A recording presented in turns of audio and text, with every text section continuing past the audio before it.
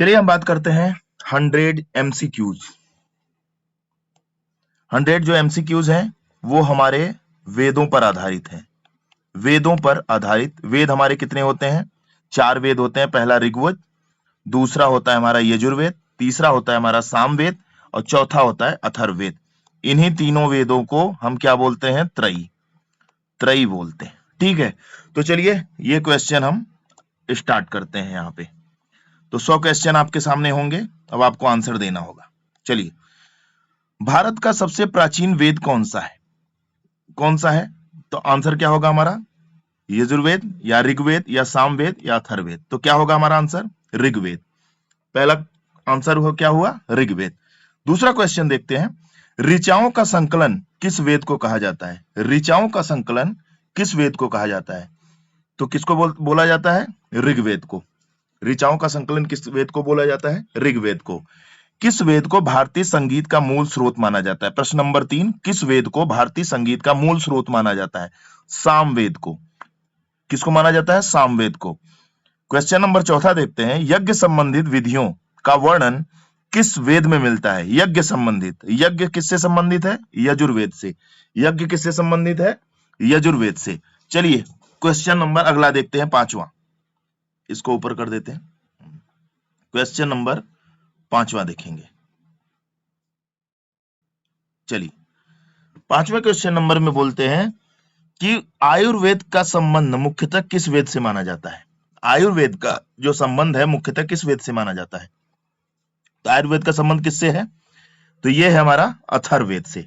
आयुर्वेद का संबंध किससे? हमारा अथर्ववेद से माना जाता है। उसके बाद बात करते हैं हम क्वेश्चन नंबर 6 में। क्वेश्चन नंबर 6 में बात करते हैं।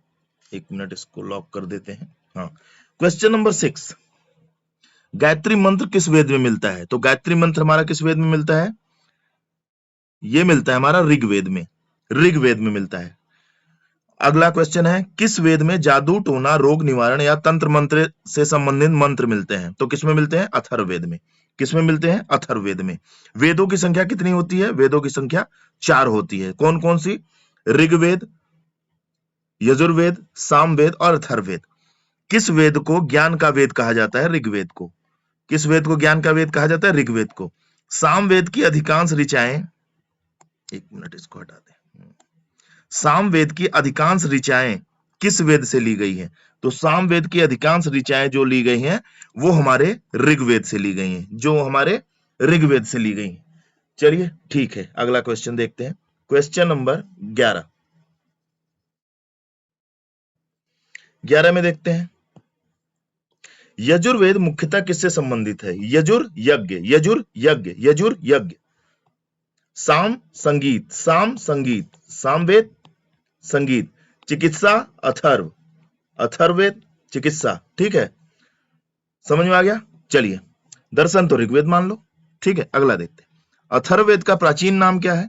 अथर्ववेद का प्राचीन नाम क्या है? अथर्ववेद का प्राचीन नाम क्या है? यह है ब्रह्मवेद। अथर्ववेद का प्राचीन नाम क्या है? ब्रह्मवेद है। किस वेद में पुरुष सूक्त मिलता है? तो भैया किसमें मिलता है? अथर्ववेद में नहीं, यजुर्वेद में नहीं, ऋग्वेद में नहीं, अरे सॉरी सामवेद में नहीं, ऋग्वेद में। ऋग्वेद में पुरुष सूक्त मिलता है ना। ऋग्वेद में हमारा पुरुष सूक्त मिलता है। तो पुरुष सूक्त किस मंडल में है ऋग्वेद के? यह भी बता देता हूं। पुरुष सूक्त 10वें मंडल में है। 10वें मंडल में है। पुरुष सूक्त किसमें है? 10वें मंडल में है। ठीक है, पुरुष सूक्त में और एक चीज और मिलता है, चातुर्ष वर्ण। 4 वर्ण मिलते हैं। 4 वर्ण जो मिलते हैं ये पुरुष सूक्त में, 10वें मंडल के पुरुष सूक्त में 4 वर्ण मिलते हैं। 4 वर्ण कौन कौन से होते हैं? ब्राह्मण, क्षत्रिय, वैश्य, शूद्र। ठीक है, ये 4 वर्ण मिलते हैं किसमें? पुरुष सूक्त में। किस वेद में? ऋग्वेद में। ऋग्वेद में ही चारों ये मिलते हैं। ठीक है, अब उसके बाद बारी आती है, किस वेद में सबसे अधिक देवताओं की स्तुतियां हैं? किस वेद में सबसे अधिक देवताओं की स्तुतियां हैं? तो क्वेश्चन नंबर 14, क्वेश्चन नंबर 14 का ए सही है। किसमें है? ऋग्वेद में है। किसमें है? ऋग्वेद में। चलिए क्वेश्चन नंबर 15 में चलते हैं। यज्ञ के समय गाए जाने वाले मंत्र किस वेद में है? तो भैया किस में होंगे? गायन किससे संबंधित है? सामवेद में। सामवेद से संबंधित है, तो गाए जाने वाले मंत्र किस में होंगे? सामवेद में। गाए जाने वाले मंत्र किस में होंगे? सामवेद में। वेदों को क्या कहा जाता है? स्मृति नहीं, पुराण नहीं, इतिहास नहीं, श्रुति कहा जाता है। पुराण कितने होते हैं हमारे? 18 पुराण होते हैं।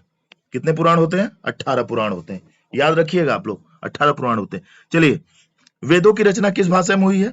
वैदिक संस्कृत में। ठीक है, वैदिक संस्कृत में। वेदों को किसने लिपिबद्ध किया है? वेद व्यास जी ने। कालिदास ने नहीं, पतंजलि ने नहीं, वाल्मीकि ने नहीं। वाल्मीकि ने क्या लिखा है? रामायण। रामायण लिखा है। ठीक है, कालिदास ने कितने रचना की? जैसे मेघदूतम, मेघदूतम, और भी इनके 6-7 हैं। ठीक है, और भी इनके 6-7 हैं। पतंजलि का आपको बताना है कि ये इन्होंने क्या लिखा था। पतंजलि ने क्या लिखा था? पतंजलि ने कौन सी किताब लिखी थी, क्या लिखा था, आपको कमेंट बॉक्स में बताना है। चलिए, किस वेद में गृहस्थ जीवन से संबंधित अनेक मंत्र हैं? तो कौन से में होंगे? अथर्ववेद में होंगे गृहस्थ जीवन से संबंधित अनेक मंत्र, क्योंकि सबसे लास्ट में कौन सा वेद है? अथर्ववेद है। सबसे लास्ट में अथर्ववेद है। 19 का नंबर ए।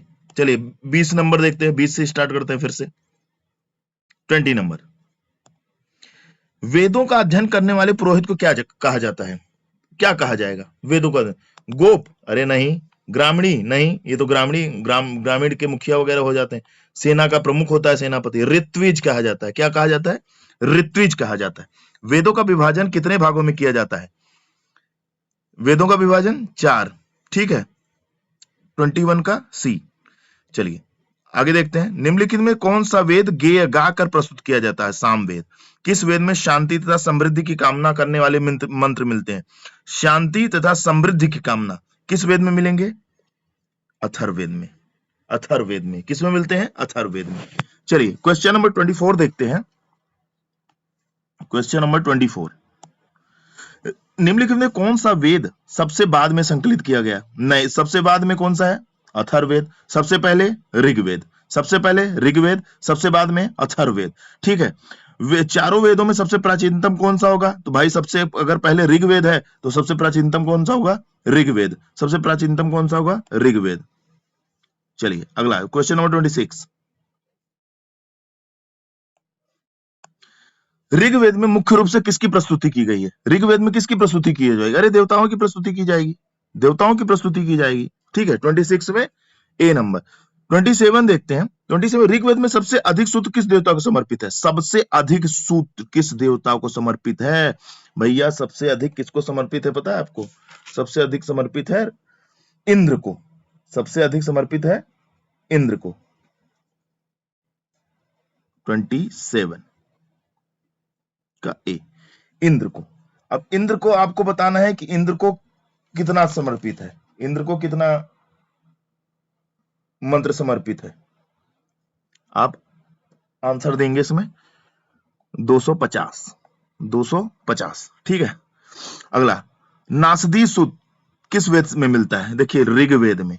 नासदी जो सूक्त होता है ये ऋग्वेद में मिलता है। इसमें नासदी सूक्त मिलता है, और इसमें पुरुष सूक्त मिलता है, और इसमें आपके सूर्य सूक्त मिलता है। कौन कौन से मिलते हैं ऋग्वेद में? नासदी तो यहां लिखा है, पुरुष बताया हूं, पुरुष सूक्त, सूर्य सूक्त। ठीक है, सूर्य सूक्त ये भी मिलता है इसी में। ठीक है, आगे चलते हैं। किस वेद में अग्निदेव की सर्वाधिक स्तुति मिलती है? 29। सर्वाधिक स्तुति किस में मिलती है? ऋग्वेद में। ऋग्वेद में अग्नि की शायद 200 के आसपास ही मिलती है, 200 के आसपास इनकी भी मिलती है। सामवेद का प्रमुख उद्देश्य क्या है? सामवेद का प्रमुख उद्देश्य क्या है? यज्ञ के समय गायन। यज्ञ के समय गायन। 30 नंबर हो गया। 30 क्वेश्चन हमने देख लिया बी। ठीक, आगे चलते हैं। 31 नंबर क्वेश्चन देखते हैं। यजुर्वेद का संबंध किस पुरोहित से माना जाता है? यजुर्वेद, यजुर्वेद का किससे? ये होता है होत्री या होता, यह है ऋग्वेद से संबंधित। उद्गाता सामवेद से संबंधित, ब्रह्मा अथर्ववेद से संबंधित, तो यजुर्वेद का संबंधित अधर्यु, अधर्यु, अधर्यु माना जाता है। इसके पुरोहित अधर्यु होते हैं। सामवेद का पाठ करने वाला पुरोहित क्या कहलाता है? उद्गाता। ठीक है। ऋग्वेद का पाठ करने वाला क्या कहलाता है? होता या होत्री। ठीक है। अथर्ववेद का संबंधित किस पुरोहित से है? तो ब्रह्मा से। 33 का 33 का ए, तो 34 का क्या होगा? 34 का हो जाएगा हमारा डी। यजुर्वेद के कितने प्रमुख रूप हैं? यजुर्वेद के कितने प्रमुख रूप हैं? 2 है ना। कौन कौन से? 35 का ए, 2 है। कौन कौन से? शुक्ल और कृष्ण, शुक्ल और कृष्ण। ओके, आगे चलते हैं। 36 नंबर से देखते हैं। शुक्ल यजुर्वेद का दूसरा नाम क्या है? वाजनेय संहिता। शुक्ल यजुर्वेद का दूसरा नाम क्या है? वाजनेय संहिता। ठीक है, बी नंबर 36 का बी। कृष्ण यजुर्वेद की प्रमुख शाखा कौन सी है? प्रमुख शाखा कौन सी है? तैतरीय। कौन सी है? 37 का ए, तैतरीय प्रमुख शाखा है कृष्ण यजुर्वेद की। अथर्ववेद की प्रमुख शाखाएं कितनी मानी जाती हैं? 2 ही मानी जाती हैं। ऐसे तो है 6, 7, 8, 9 की या 10 के आसपास की है, लेकिन 2 प्रमुख मानी जाती हैं। 38 नंबर को 2 कौन कौन सी प्रमुख मानी जाती हैं? एक तो सौनक है, एक पिपलाद है। कौन कौन सी है? सौनक, सौनक, और कौन सी है? पिपलाद। ठीक है, आगे चलते हैं। 39, सौनक शाखा किस वेद से संबंधित है? तो अभी बताया, अथर्ववेद से। वैदिक देवताओं में पुरंदर किसे कहा जाता है? इंद्र, क्यों? किला को तोड़ने वाला, किला या दुर्ग को तोड़ने वाला, दुर्ग को तोड़ने वाला, ये होता है इंद्र। ठीक है, इंद्र को पुरंदर कहा जाता है। ऋत, सार्वभौमिक व्यवस्था किसकी है? 41 नंबर में देखा जाएगा तो ऋत, सार्वभौमिक व्यवस्था का संबंध मुझसे मुख्यतः किससे? सार्वभौमिक व्यवस्था किस कौन बनाए रखता है? वरुण को बोला जाता है, वरुण। ए नंबर है 41 का ए। 42 से चलते हैं। 42 में है सोम। वैदिक काल के मुख्यतः क्या थे? देखो, एक सोम देवता भी थे, एक सोम पेय पदार्थ भी था जो देवता उसका सेवन करते थे। ठीक है। गायत्री मंत्र किस देवता को समर्पित है? सूर्य देवता को, सविता। आजकल के लोग सविता नाम लड़की का रख लेते हैं, सविता सूर्य देवता का नाम था। ठीक है, सविता, सावित्री, गायत्री मंत्र। ठीक है, अगला 44 नंबर। ऋग्वेद में वर्णित प्रसिद्ध नदी सरस्वती को किस रूप में वर्णित किया गया है? पवित्र महानदी, महान नदी, इनको महानदी, पवित्र नदी बोला जाता है। 44 नंबर। ठीक है, किस वेद में विवाह संबंधी अनेक मंत्र हैं? अच्छा, विवाह संबंधी अनेक मंत्र किसमें हो सकते हैं? अगर आपको अनुमान लगाना होगा तो किसमें हो सकते हैं? अरे, सबसे ज्यादा विवाह तो अथर्ववेद के टाइम पे शुरू हुआ। अथर्ववेद के समय विवाह, जंतर मंतर, टोना, जादू सब अथर्ववेद में आते हैं। ठीक है, सबसे ज्यादा विवाह के मंत्र इन्हीं में होते हैं। विवाह के मंत्र ऋग्वेद में भी है, शायद 85 मंत्र के आसपास हैं, लेकिन सबसे ज्यादा अथर्ववेद में है। ठीक है, सबसे ज्यादा अथर्ववेद में। आगे देखते हैं। वैदिक संहिता में अपौरुषेय का अर्थ है, अपौरुषेय मतलब बिना पुरुष के, बिना पुरुष के, किसी पुरुष द्वारा नहीं, यानी ईश्वरी प्रदत्त द्वारा, मनुष्य द्वारा रचित नहीं। चलिए, हो गया काम। ओके। वेदों का मुख्य विषय क्या है? विज्ञान है? नहीं। गणित है? नहीं। राजनीति? यार क्या? धर्म, यज्ञ और आध्यात्मिक ज्ञान। धर्म और धर्म, यज्ञ और आध्यात्मिक ज्ञान। 47 नंबर बी। किस वेद में औषधि की महिमा का वर्णन? औषधि मतलब अथर्ववेद, खत्म। गायन मतलब सामवेद। ओके। यज्ञ मतलब यजुर्वेद। सामवेद का अर्थ क्या होता है? सामवेद का अर्थ देखिए, अभी बताया हूं, गीत या गायन। निम्नलिखित में कौन सा कथन सही है? सामवेद सबसे प्राचीन वेद है? नहीं। अथर्ववेद? नहीं। यजुर्वेद? नहीं। ऋग्वेद। ऋग्वेद में कुल कितने मंडल हैं? 10 मंडल पहले ही बता चुका हूं। 51, 10 मंडल। 51, 10 मंडल। ठीक है, आगे चलते हैं। ऋग्वेद में लगभग कितने सूक्त हैं? कितने सूक्त हो सकते हैं? 1028, 1028, 1028, 52। अब 53 में चलते हैं। ऋग्वेद का प्रथम मंत्र किस देवता को समर्पित होगा? आप लोग फट से इंद्र मत लगा देना, इंद्र को नहीं समर्पित है, अग्नि को समर्पित है। ऋग्वेद का प्रथम मंत्र किस देवता को समर्पित है? अग्नि को समर्पित है। 53 नंबर। चलिए आगे चलते हैं। किस वेद को छंदों का वेद कहा गया है? छंद जिसमें सबसे ज्यादा है, तो छंद किसमें होंगे आप बताइए, अनुमान लगाइए। 54 नंबर में। अरे छंद क्या होते हैं? गायन, गायन। ठीक है, जो गायन होता है वो छंद होते हैं ना। तो छंद किस में ज्यादा है? सामवेद में, क्योंकि गायन उसी में होता है। चलिए आगे चलते हैं। 55 नंबर देखते हैं। 100 क्वेश्चन है, पूरे वीडियो को देख के जाना है आपको, इसमें से क्वेश्चन आपको जरूर एग्जाम में मिलने वाले हैं, ठीक है। 55 नंबर, निम्नलिखित में से कौन सा उपवेद ऋग्वेद से संबंधित माना जाता है? अच्छा, ऋग्वेद का उपवेद कौन सा होगा पता है? आयुर्वेद होता है ऋग्वेद का। अच्छा, यजुर्वेद का कोई पूछ ले तो यजुर्वेद का होता है धनुर्वेद, और कोई पूछ ले सामवेद का होता है तो गंधर्ववेद। सामवेद का क्या होगा? गंधर्ववेद। और अथर्ववेद का क्या होता है? अथर्ववेद होता है या शिल्पवेद होता है? अथर्ववेद होता है या शिल्पवेद होता है, ठीक है। अब जैसे यहां पूछा ना, धनुर्वेद किस वेद का उपवेद माना जाता है? धनुर्वेद। तो अभी क्या आप क्या बोलोगे इसमें? धनुर्वेद किसका माना जाता है? धनुर्वेद माना जाता है यजुर्वेद का, ओके। उसके बाद बोला जाए गंधर्ववेद किस वेद का उपवेद है? तो गंधर्ववेद किसका माना जाएगा? सामवेद के। गंधर्ववेद का कौन सा है? सामवेद उपवेद है। आयुर्वेद का उपवेद किसको माना जाता है? अब देखिए, आयुर्वेद का यहां पे आप ऋग्वेद ही लगाओगे। अगर ऋग्वेद नहीं रहता तो कहीं कहीं किसी किसी किताबों में अथर्ववेद भी दिया गया है, लेकिन अगर ऋग्वेद है तो हम ऋग्वेद लगा के अलग हो जाएंगे, ठीक है। तो 55 नंबर का कौन सा सही है? 55 नंबर का केवल ये सही है, आयुर्वेद। इसका क्या सही है? यजुर्वेद। इसका कौन सा सही है? सामवेद। और इसका कौन सा सही है? ऋग्वेद। ऋग्वेद या अथर्ववेद, दो में से एक लगा सकते हैं। अब 59 में चलते हैं। पृथ्वी सूक्त किस वेद में मिलता है? भैया पृथ्वी की सूक्त किस वेद में मिल सकता है? 59 का बताइए। पृथ्वी सूक्त किस में मिलता है? अथर्ववेद में मिलता है। पृथ्वी सूक्त किस में मिलता है? अथर्ववेद में मिलता है। किस वेद में सभा और समिति का उल्लेख मिलता है? आप जब ऋग्वेद डिटेल में पढ़ेंगे तो उसमें सभा और समिति, प्रजापति की दो पुत्रियां मानी जाती हैं, प्रजापति की दो पुत्रियां मानी जाती हैं, एक सभा एक समिति।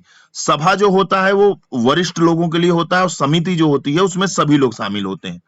चलिए क्वेश्चन नंबर 61 पे बात करते हैं। वैदिक काल में समिति का प्रमुख कार्य क्या था? जन संबंधी निर्णय लेना। 61 सिंपल सी बात है। समिति क्या करती है भाई? जन संबंधी निर्णय तो लेती है। सभा मुख्यतः किसका निकाय थी? अभी बताया। 62 किसका निकाय थी भाई? विद्वान एवं प्रतिष्ठित व्यक्तियों की।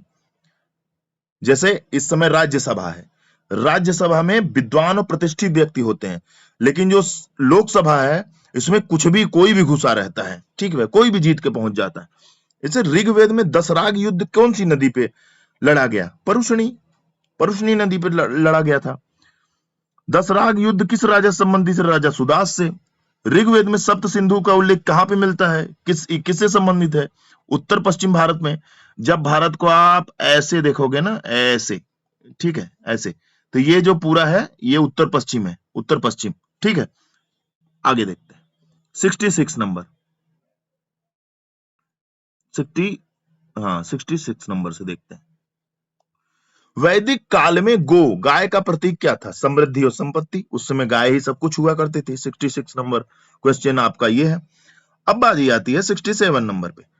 अघन्या, जैसे अघन्या जिसका वध न किया जाए, वो कौन थी? गाय थी, जिसका वध न किया जाए, वध वर्जित था। ऋग्वेद में सर्वाधिक वर्णित प्राकृतिक शक्ति कौन सी है? सर्वाधिक वर्णित प्राकृतिक शक्ति किसके पास थी? वो आज भी है भाई, अग्नि। सबसे ज्यादा अग्नि। आज भी आग अगर अपने मूड में हो जाए तो लपेट देती है, ठीक है, अग्नि। 68। किस वेद में शांति मंत्र अधिक प्रसिद्ध है? शांति मंत्र किस में अधिक प्रसिद्ध है? अथर्ववेद में। यजुर्वेद का मुख्य उद्देश्य क्या है? यजुर्यज्ञ, यज्ञों का संचालन। आगे, ओम शांति शांति शांति जैसी मुख्य मंत्र किस परंपरा से जुड़े हैं भाई? वैदिक परंपरा से, ठीक है, वैदिक परंपरा से। किस वेद में सामाजिक जीवन के साथ साथ औषधियों का भी वर्णन मिलता है? औषधि के नाम आते हैं अथर्ववेद, मान लो। औषधि, सामाजिक जीवन, जंतर मंतर, अंधविश्वास, जादू टोना, अथर्ववेद में। वेदों का अध्ययन करने वाले छात्र को क्या कहा जाता था? वेदों का अध्ययन करने वाले छात्र क्या कहलाते थे? ब्रह्मचारी कहलाएंगे। 73A। वेदों के अंत में आने वाले दार्शनिक ग्रंथ कहलाते थे। वेदों के अंत में आने वाले उपनिषद सबसे लास्ट में यही आते हैं। 74 का बी। वेदांत मतलब वेदों का अंत, नाम मुख्यतः किससे प्रयुक्त होता है? वेदांत, वेदांत वेदों का अंत, उपनिषद 75 का बी। आगे बात करते हैं 76, वेदों के अध्ययन के लिए सहायक शास्त्रों का को क्या कहा जाता था? वेदों के अध्ययन के लिए सहायक शास्त्र उसमें क्या होते हैं? वेदों के अंग, वेदों के अंग जो होते हैं सहायक, जैसे आपके शरीर का कोई अंग है ना, तो आपका सहायक काम वही करता है, तो इसीलिए कहते हैं कि वेदों का जो सहायक शास्त्र होता है, सहायक शास्त्र 76, सहायक जो शास्त्र होता है वो क्या होता है? वेदों का अंग यानी वेदांग, वेदों का अंग यानी वेदांग, वेदों का अंत यानी वेदांत, वो होता है उपनिषद, वेदांत होता है उपनिषद, लेकिन वेदों का अंग वेदांग जो होता है वो सहायक शास्त्रों में आता है। ठीक है, जैसे निम्नलिखित में से कौन सा वेदांग नहीं है? वेदांग क्या नहीं है? वेदांग क्या है? शिक्षा भी है, व्याकरण भी है, निरुक्त भी है, छंद भी है, ज्योतिष भी है, कल्प भी है, लेकिन महाभारत नहीं है। महाभारत का पुराना नाम क्या है? जय संहिता, याद है ना? जय संहिता। वेदों में मंत्रों के सही उच्चारण का ज्ञान किस वेदांग से मिलता है? अब यहां से क्वेश्चन आप लोग शायद आप लोगों को याद हो। क्वेश्चन नंबर 78 में कहता है आपसे कि वेदों में मंत्रों के सही उच्चारण का ज्ञान किस वेदांग से मिलता है? तो किस वेदांग से मिलता है सही उच्चारण का ज्ञान? भैया शिक्षा से मिलेगा। आपको सही चीज किससे मिलेगी? शिक्षा से मिलेगी। सही उच्चारण सही ज्ञान किससे मिलेगा? शिक्षा से मिलेगी। वेदों में यज्ञ विधानों का वर्णन किस वेदांग से मिलता है? यज्ञ विधानों का वर्णन, यज्ञ विधानों का वर्णन किस वेदांग से मिलता है? 79 का कल्प से मिलता है, कल्प से मिलता है।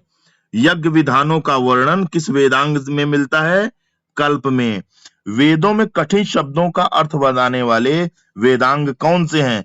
कठिन शब्द का अर्थ कौन बता सकता है? ये बता सकते हैं निरुक्त। कौन बता सकते हैं? निरुक्त बता सकते हैं। ठीक है, 81 देखते हैं, सॉरी यहां इसको 81 निरुक्त हो गया। 81, वेदों में छंदों का अध्ययन किस वेदांग से संबंधित है?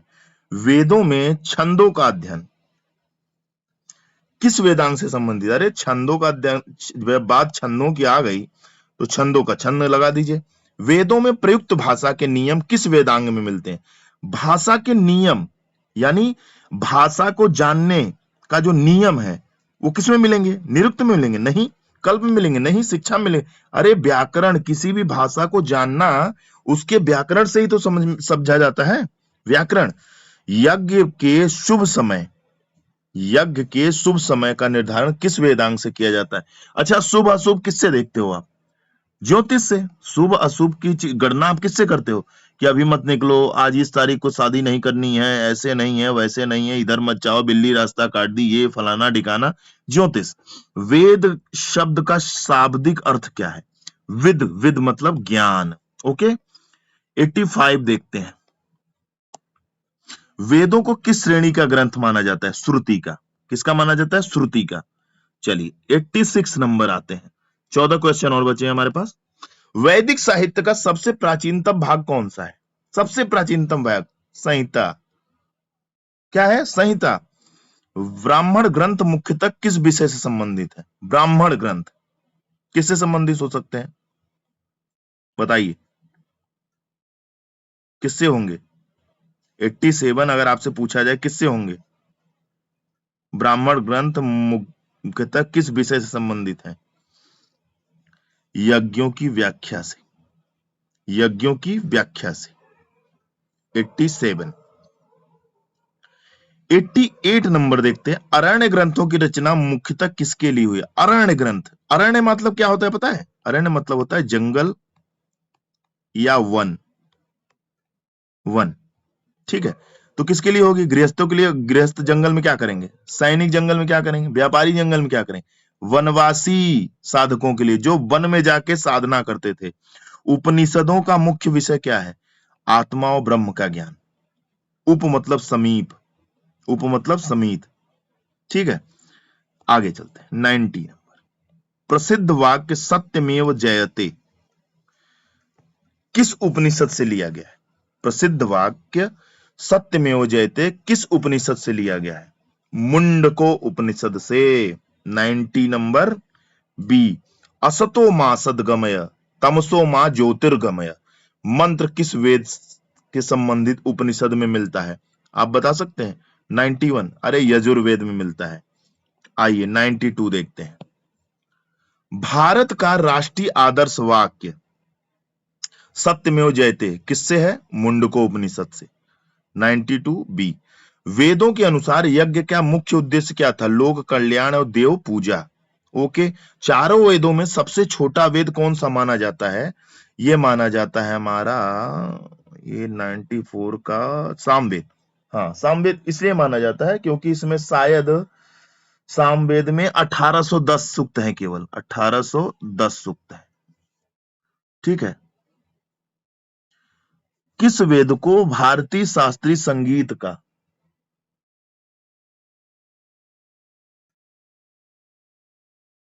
नहीं, इसका तो ये नहीं होगा यार, सामवेद का नहीं होगा, ये है हमारा यजुर्वेद।